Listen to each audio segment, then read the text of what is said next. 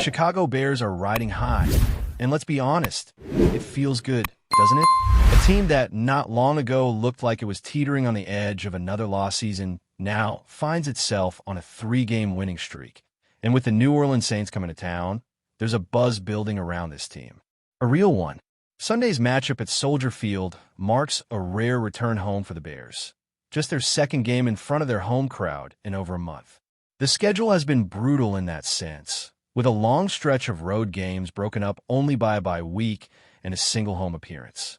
But maybe that's what's helped forge this team's recent toughness.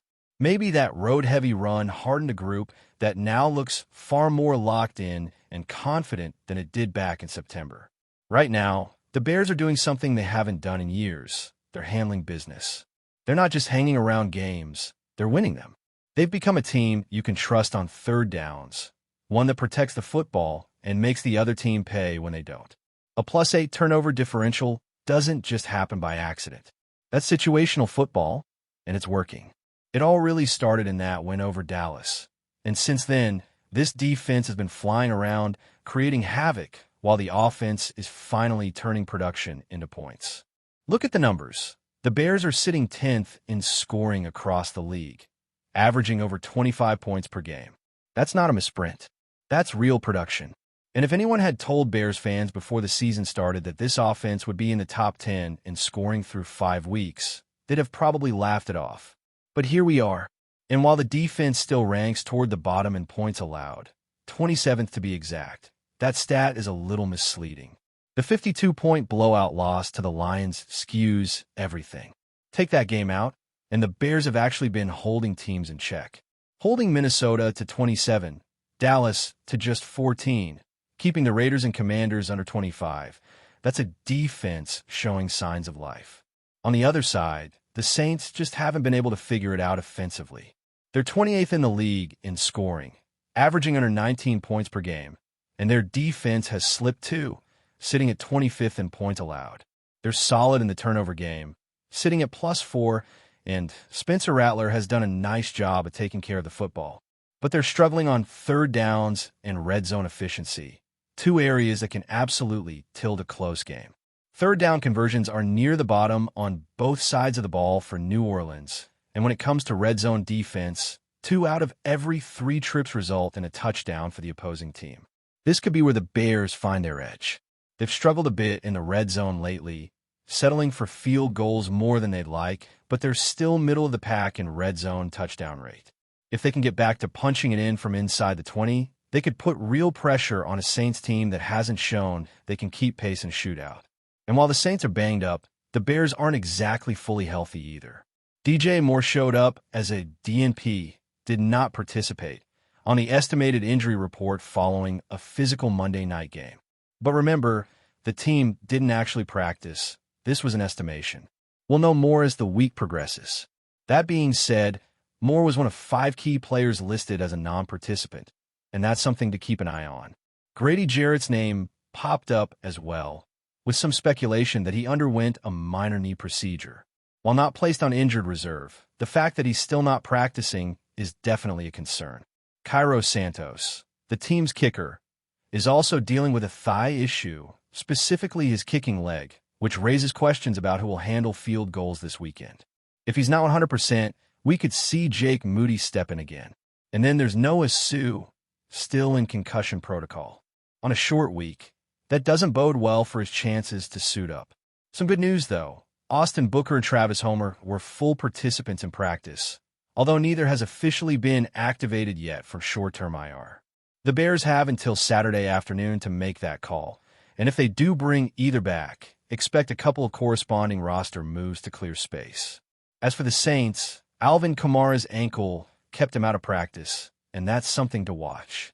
He's their most dynamic weapon and has over 430 all-purpose yards already this season. Even though he's averaging under 4 yards per carry, he's the kind of back that can flip a game in a single moment.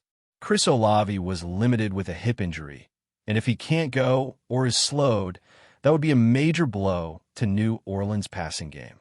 That offense already struggles to generate explosives, and taking Olave out of the equation would only magnify that issue. Speaking of explosiveness, This is where the Bears and Caleb Williams have really separated themselves.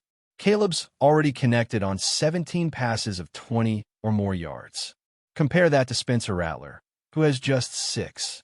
That's a massive gap in big play production. And in a game where both teams might need to string together long drives or flip the field in a single snap, having that kind of weapon in the vertical passing game could be a difference maker. Rattler, to his credit, has been more accurate overall, especially on shorter and intermediate routes. That's not nothing. But Caleb's arm talent and deep ball aggression are just on another level. He's not just checking it down and hoping for yards after the catch. He's attacking defenses vertically, and it's working. Now, when it comes to the skill position players, the edge on paper goes to Chicago. But to be fair, the Saints have quietly gotten solid production from their weapons too. Juwan Johnson has outperformed the Bears' tight ends, and the running back tandem of Kamara and rookie Kendre Miller has given them a spark when healthy. At receiver, it's a no-brainer. DJ Moore and the Bears group has the advantage, assuming more plays. But if you zoom out and consider the entire offensive skill group, including running backs and tight ends, you could argue it's a push, at least based on what we've seen this season. Up front, the offensive line battle slightly favors the Bears. New Orleans has some solid pieces. Kelvin Banks is impressed as a rookie. Trevor Penning has looked more comfortable at guard, and Taylor Swaga at right tackle is developing nicely. But the Bears line has stepped up in a big way, particularly in their last game. The outside zone concepts and toss plays were clicking, and the tackles were doing a great job getting to the second level. Darnell Wright and Theo Benedict have become a real strength on the edges, and when Swift is getting 7+ yards per carry, you know something's working. Defensively, the Saints still hold the advantage up front. Cameron Jordan might be on the back nine of his career, but he's still a game wrecker. Add in Chase Young, who just returned and made an immediate impact, and that's a defensive line capable of causing problems. The Bears' defensive front showed signs of improvement last week, but overall, it's been their weakest position group through 5 games. At linebacker, it's tight. Demario Davis continues to play at an elite level despite being 36 years old, but the Bears duo of TJ Edwards and Tremaine Edmonds look fantastic together. With both healthy and flying around, that group could really come into its own. It's close, but the edge might tilt ever so slightly toward Chicago based on depth. In the secondary, the Bears have the upper hand. Tariq Stevenson has emerged as a legit playmaker. Jaquan Brisker is coming off a big interception, and while there have been some blown coverages here and there, the group as a whole is playing fast and aggressive. If Alani Taylor can't go for the Saints, that only widens the gap. Special teams? Give that to the Bears too, though with an asterisk. Coverage units haven't been great, especially on kickoffs, but Jake Moody kicked well in relief last week, and the Saints' punting game has been downright bad. That phase of the game could quietly play a big role on Sunday, especially if this turns into a field position battle. Now, let's talk coaching. Both teams are led by first-year head coaches, and both have shown flashes. Ben Johnson came into the season with more hype and has mostly lived up to it. He's shown he can scheme up open looks, especially in the run game and off-play action. Kellen Moore, to his credit, has done more with less in some respects, particularly with the way he's helped Spencer Rattler settle in. These are 2 bright offensive minds with promising futures. But right now, Johnson and the Bears have the momentum, and that counts for something. So with all that said, this game comes down to one word: focus. The Bears are back home. The Saints are 1-5. This is all the makings of a classic trap game, if they're not careful. But the Saints aren't a walkover. They've been competitive in nearly every game, and they've had chances to win late in several of them. This isn't a team you can sleepwalk through and expect to beat. Play sloppy, make mistakes, and you'll find yourself in another nail-biter in the fourth quarter. But come out sharp, take care of the ball, control the line of scrimmage, and this could be the kind of game that lets the Bears keep building on something real. There's a different energy surrounding this Bears team lately, and it's not just about winning games, it's how they're doing it. You can feel the shift. The offense is finding rhythm. The defense is creating opportunities, and for the first time in a while, there's legitimate belief that this group might be turning a corner. That makes this game against the Saints more than just a typical Week 7 matchup. It's a test, not just of skill, but of mentality. It's a chance to prove that this isn't just a hot streak. It's something sustainable. Caleb Williams is at the center of it all. There's been plenty of hype, plenty of expectation, but what he's shown over the last few games is a growing understanding of what it takes to be successful at this level. It's not just about making the big throws, although he's certainly done that. It's about commanding the offense, staying composed in big moments, and bouncing back when things aren't perfect. That fourth-quarter performance last week showed poise, and while it wasn't flawless from start to finish, you could tell he's maturing as a leader on the field. But now the challenge is consistency. We've seen the flashes. We've seen the highs. What the Bears need next is a complete game. 4 quarters of sharp, efficient football from their quarterback. That means cleaning up those occasional misses, especially early when setting the tone matters. It means recognizing when to take the deep shot and when to check it down. And, maybe most importantly, it means trusting the system Ben Johnson has built around him. Johnson's play calling has been creative and effective, especially in the way he's using the outside zone and misdirection concepts to open up space. And the more Williams settles in and takes what the defense gives him, the more dangerous this offense becomes. One player who could be key in helping build that offensive rhythm is rookie receiver Luther Burden. He didn't get a huge workload last week, just 15 snaps, but he made them count. For catches for 51 yards, leading all Bears receivers in production. That's a statement. Every time he's on the field, he seems to make something happen. He's quick, he's physical, and he's already showing signs of being a serious problem for opposing secondaries. The Bears have been easing him into the rotation, and that made sense earlier in the season when he was catching up after missing time. But at this point, it's hard to justify not giving him more run. Zaccheaus is a reliable veteran, but Burden is the future. He's also the present. Especially if DJ Moore can't go, there's no excuse not to get Burden on the field for a full workload this Sunday. The more snaps Burden gets, the more chances he has to create explosive plays, something the Bears already lead the Saints in by a wide margin. When Caleb has targets like Burden and Moore, if healthy, and a running game that's finally clicking, this offense becomes incredibly difficult to defend. The outside run game has been particularly effective lately, with the tackles pulling and sealing off lanes.